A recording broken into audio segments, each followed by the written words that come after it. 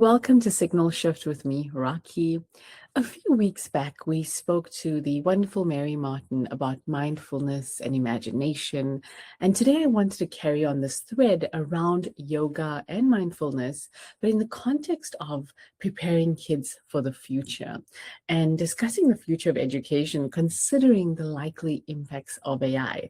I think it's fair to say we are all worried about future generations, right? And how are they going to cope in the world that we are seeing today? I think mindfulness plays a beautiful, very, very important part of this. And that's what we're going to be talking about today. It is my pleasure to welcome Lisa Danahy to the podcast today. Lisa, welcome.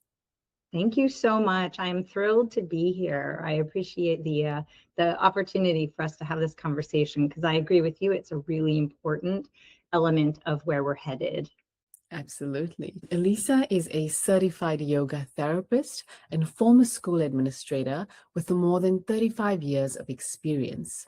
She is the founder of Create Calm, a nonprofit dedicated to mindfulness-based education and Radiant Child Yoga, through which she partners with schools, museums, agencies, and community groups to make yoga and mindfulness accessible to all. She helps children, educators, and communities build calm, connection, and resilience through yoga and mindfulness education. She has supported thousands of children, caregivers, and leaders with very practical tools for self-regulation, emotional literacy, and joyful connection. And, I obviously emphasize those words because they tend to come up on the podcast all the time.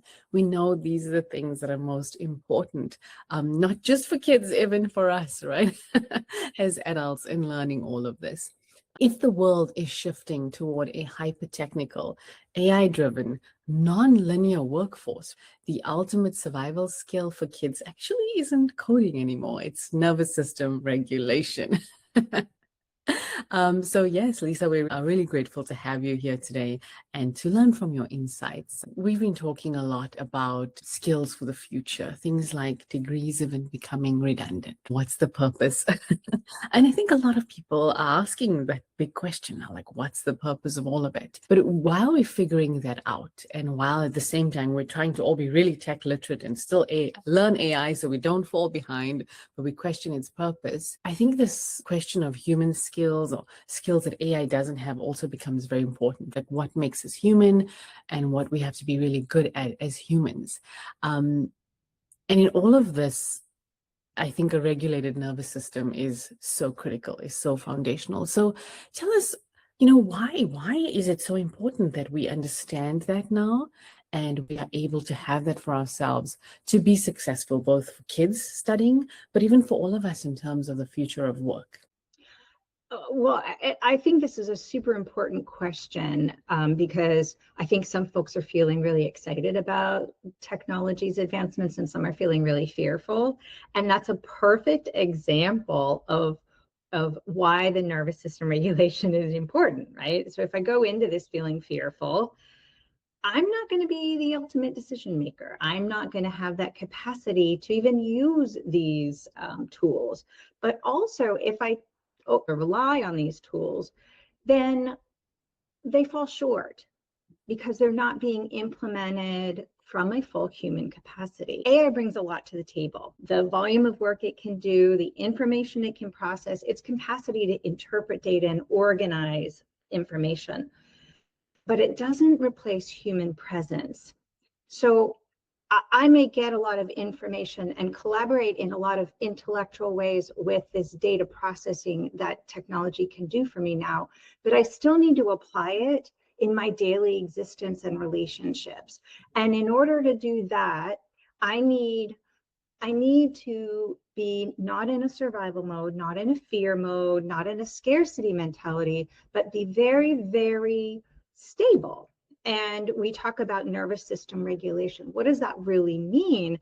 It means my capacity not to be calm all the time, but my capacity to recover, to balance myself in the challenge, to go, okay, this is a big challenge, but I've got the information and I've got the presence so I can work with it and I can keep coming back again and again. And I think the question as we move forward isn't what do we or our children know, but how can we and the children recover, connect, and learn, be curious, remain tied to our internal knowledge base in these constantly changing external environments. I think in there was almost inferred kind of something around the human judgment. You spoke about human presence, but that ability to still hold on to human judgment. I don't know if you've seen recently, but there were these clips going around about Oprah interviewing people around AI usage. And some of these stories were really scary. One gentleman got convinced that he is a mathematical genius and he wasn't. And it's crazy. And when you listen to it, you're like, wow. Someone else got convinced that she was a very chosen spiritual being, kind of went down that path. And they got out of it, but it's almost entrancing people. And again, it just brings up this need of presence, like you spoke about, but human judgment. I mean, you really tapped into a super critical element that we often neglect, especially when we're talking about children. And that is what I call the layers of the onion. When we are young, very young, we are like these super high power antennae. We pick it all up. We're really engaged. But there's a part of us that's very aware of who we are and who we aren't. There's a part of us that is curious and vulnerable, but also knowing what aligns with us and what doesn't. And over our life experiences, in order to feel like we belong, in order to feel safe, we develop these layers of the onion. We develop these protective mechanisms, these coping skills, these belief systems that protect us in a very complicated world, but they also prevent us sometimes from feeling back into our intuition, into our internal knowing. And I might venture to say that those folks that are being carried away by little touch with their internal GPS, with their knowing, their intuition. And I love to take things that I've played with in AI and turn them into meditations and see what in that quiet space of just me and those thoughts, I'm able to say, is this true? Is this true? Or does this matter? My favorite phrase, because I am in love with quantum physics and this notion of creating our experiences in our world, my favorite phrase is, it isn't matter until we make it matter. Love that. And I think that's what's happening is we're getting all this information, but we're not applying it in the deepest spaces of who we are. To know what to do with it out there in the world. Talk us through that a little bit more and even an example of, how does it work? I might ask AI to help me draft a marketing piece or, something about my work. Kids are doing applications for schools and they're drafting projects. And so let's say I put something together. It can't tell me what's true out there. It's just saying, oh, somebody said it. So it's dumping it in. So I might take what it came up with as my marketing or my answer to a question, and I'll boil it down into a question to consider in a meditation. I asked it to consider a conversation that I was going to have with someone. I needed information. So it put the information together. And then I took a question out of that and I sat with it. So it was, what is the priority and what is the truth? And so I did some movement because I know in order for me to sit in stillness, I need to move. So I shook a little, I shook my arms and legs out, and I did some vocalization through lion's breath, and I did some movement of my spine and stretching. And then I went to sit, and I said, you know, let this phrase arrive, and how does it make me feel? And it was the phrase that was suggested. And as I repeated that phrase in my mind, I tuned into what was happening physiologically in my body.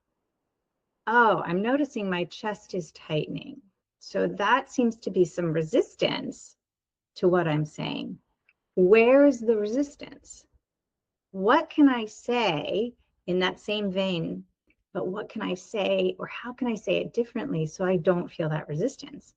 That's tapping more into my authentic intuition. So I start to play with it, and what else could I say? How could I say it differently? And then after I've played with it a little bit and I start to feel my body relaxing, kind of approving it, then I say, is this truth?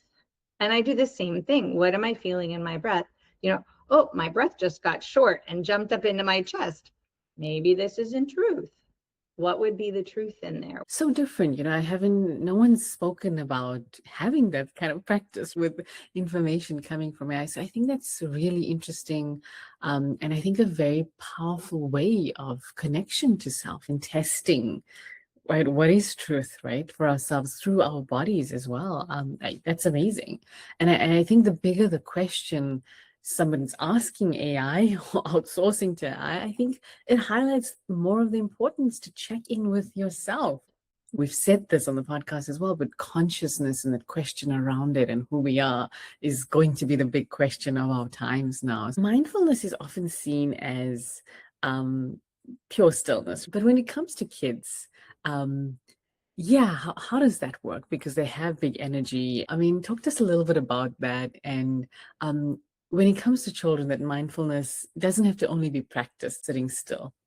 And I'm going to widen that and say for children and every human being on the planet, because there's lots and lots of research out there. There's a book called Spark by John Ratey that talks about how literally our brains are wired for movement, and how movement helps with healing, movement helps with information processing, movement helps with physiological systems operating.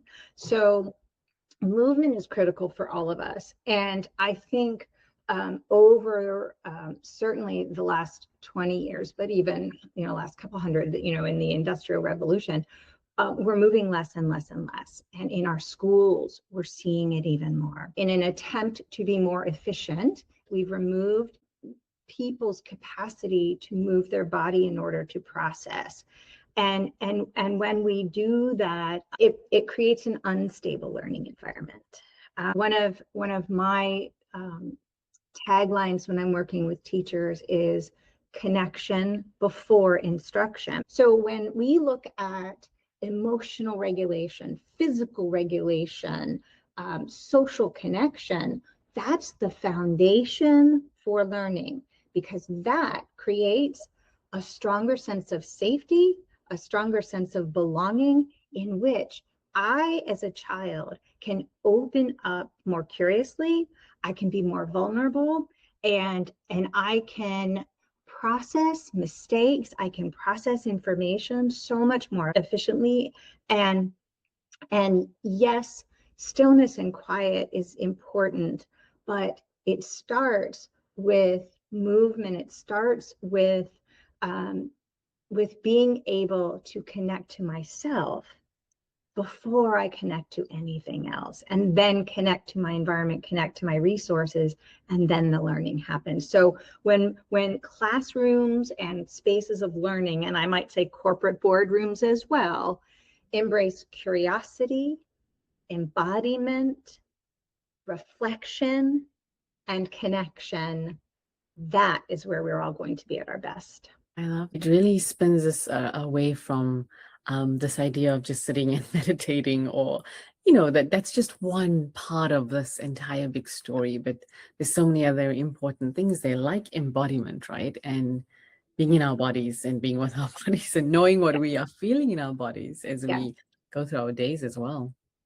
If I take a moment, take a couple breaths, and I notice what's going on with me, if I notice I need big movement or small movement, if I need to curl inwards or I need to expand outwards to bring my nervous system into a regulated state, suddenly the mind levels out, the emotions level out, and I can comfortably be in that quieter space, in that still space. And I will say the best way for children to practice this is with adults who practice it. And so it's super important that we allow playful practice of these tools, not in the critical challenge, but in the daily routines, so that our lifestyle becomes one of this curiosity and connection and being able to bring ourselves to a space of internal safety. I have this concern about, teens, even them kind of booing AI and all those things. But I guess I question the angst of this generation and them feeling a little lost and having all this frustration and pent up energy. I feel like we're seeing that in the world now. So how do we help them? How do we help this generation? What are your thoughts on it, being so close to all of this and seeing it? I think there's two points here. The first is, I think there is a lot of pressure on our children, especially our teens, to live in a virtual world where relationships are still fundamental.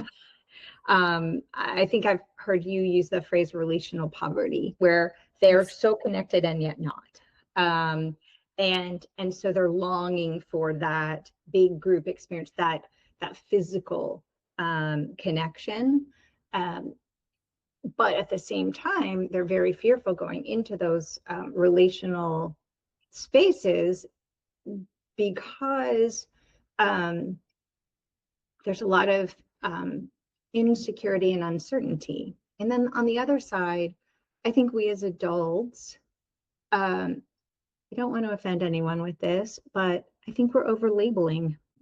I think we're searching for problems, we're searching for illnesses, we're searching for instabilities, we're searching for the anxiety, depression, fear, all those things, where in reality, I think if we backed off the need to categorize and label everything, I think our teens might be doing okay. And they might do better if they didn't feel the pressure to fit into a category. Wow. Yeah.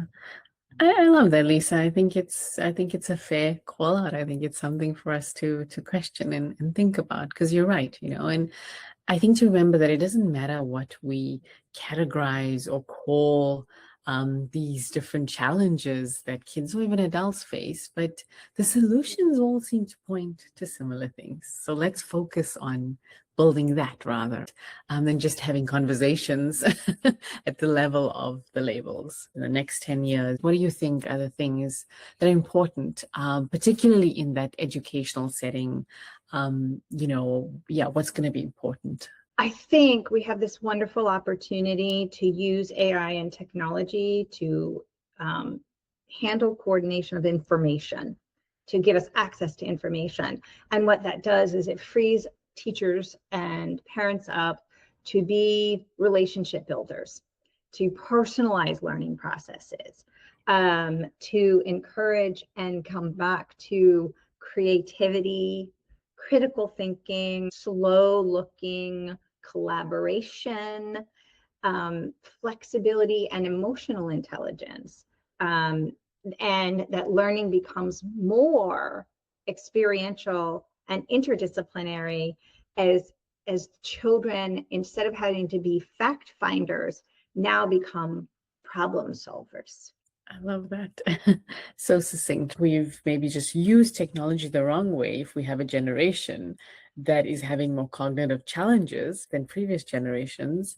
I think it's now using technology the right way to, transform from fact finders to problem solvers. Really insightful. Lisa, thank you so much. I appreciate your presence here today and all your beautiful insights, really giving us food for thought today and a lot to think about. Thank you so much. Thank you. It's been my pleasure. To everybody who's listening, thank you as always for listening. Let us know what resonated. We will see you again next week. Bye for now.